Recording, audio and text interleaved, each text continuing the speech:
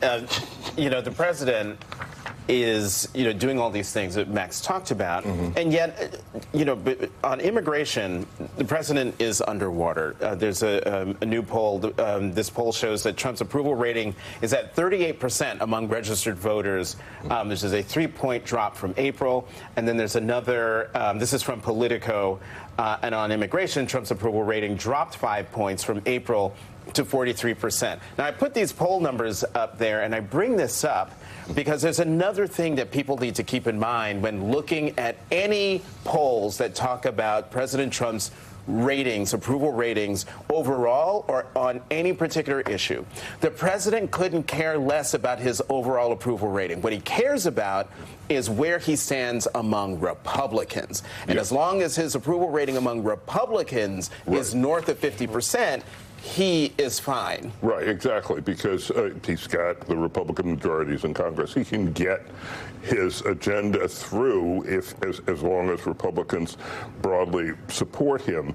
As that wanes, if that wanes, as Lincoln said, public opinion is everything. Really, you need to have that sort of support, and also Donald Trump wants to be popular in a way, just for his ego, and so he hates bad poll numbers in general, and so this is probably distressing to him, but it's not at the point where he's going to make any sort of adjustments. He doubles down, as a matter of fact, and this will not make his immigration policy more popular, what he's doing now with the troops. I want to go back to the Marines that are deployed in Los Angeles, because as the Army gets this huge celebration, what are the Marines getting other than a deployment within the United States, where they have very unclear rules of engagement and they haven't been trained for this mission? Just as we sent troops sometimes in Iraq and Afghanistan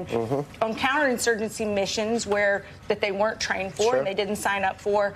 Talk about the position that we're putting the Marines in. I can't even begin to overstate or explain the tension that they are feeling right now, because every service member, first of all, swears an oath to the Constitution. We're the first military in the history of the world where you don't swear an oath to a king or to political leadership, but to a set of morals and ethics that are designed to supersede that which your boss tells you to do. But at the same hand, what is so kind of beat into every person in uniform is you got to follow the chain of command, right? You got to have discipline. And right now, what we're seeing in California is those two imperatives could very well come to a conflict. Perhaps they already have.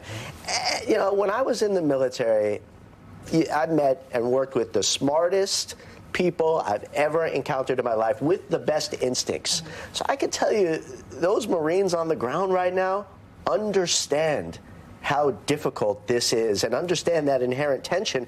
But here's the last thing they also get. Each and every one of them, if they step over that line, if they inflict violence upon a peaceful protester, they will catalyze an unprecedented level of disruption and chaos throughout the country. And that's an incredible burden for a young man or woman in uniform to sustain. And so, we have to, despite my personal opposition to Donald Trump's positions right now, I do think we should acknowledge that stress that they are experiencing. No,